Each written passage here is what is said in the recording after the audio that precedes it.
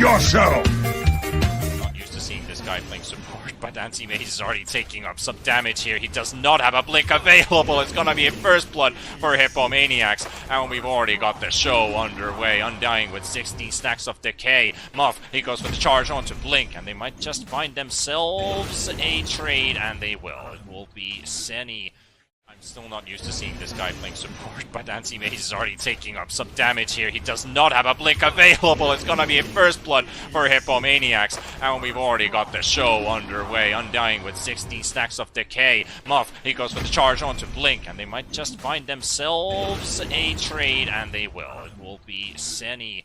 So that does maybe give a little signature of who's gonna be the boss in this lane. A SabeRLighT falls victim to area and Slash. They are chasing BliNcc in the trees.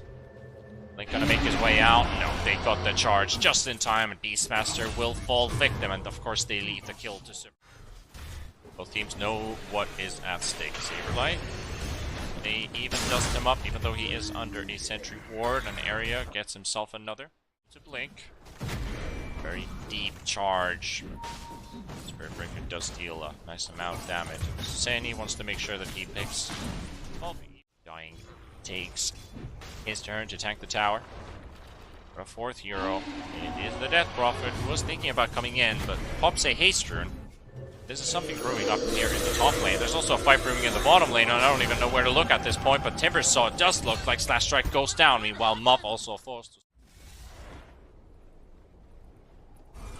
lane. Now they're gonna find the kill on the Beastmaster. There's a nice bash coming in. Supream, one hit. He is very low. They are looking for the Timbersaw.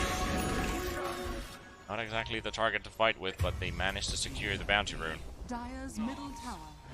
While Focus rotates to the bottom lane with that freshly picked up BliNcc dagger.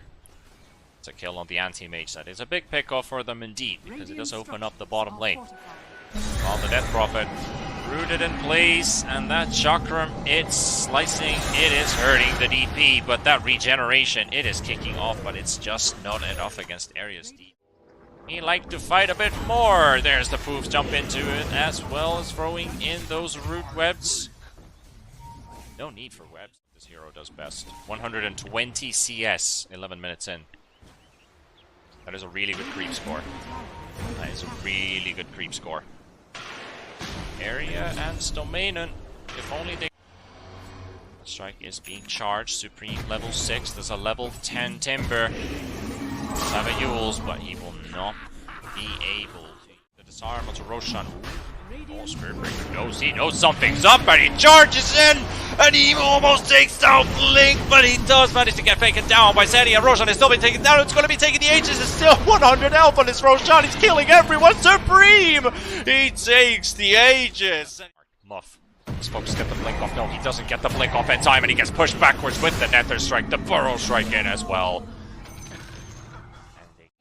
Already getting initiated by Curry. There are no meaningful illusions around. SabeRLighT becoming reinforced by sehny, and Area will be forced to forfeit.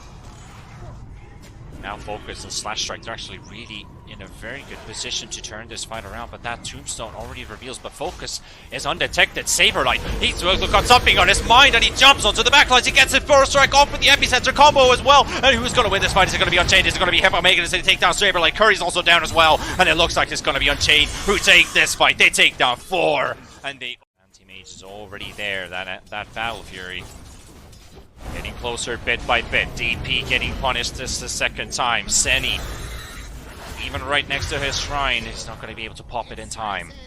Even if it is a spirit vessel being built on someone, it's probably going to be... Wait, there's nobody actually building at the moment. SabeRLighT just gets blown up. That Decrepify really amplifying the damage. And that is going to be a bottom tier 2 tower falling. And your age is gone on the Anti-Mage. Counter spell's not gonna save you. Very important move there by Focus, just TPing top, getting the jump on the Anti-Mage, blows up the Aegis, and he also gets a secondary kill. Meanwhile, SlashStrike is... he's done. Slowed down. Oh no, he's defensive using himself and gonna get roared by BliNcc. Where's his backup? He really needs help, but there's no one to save him this time. man.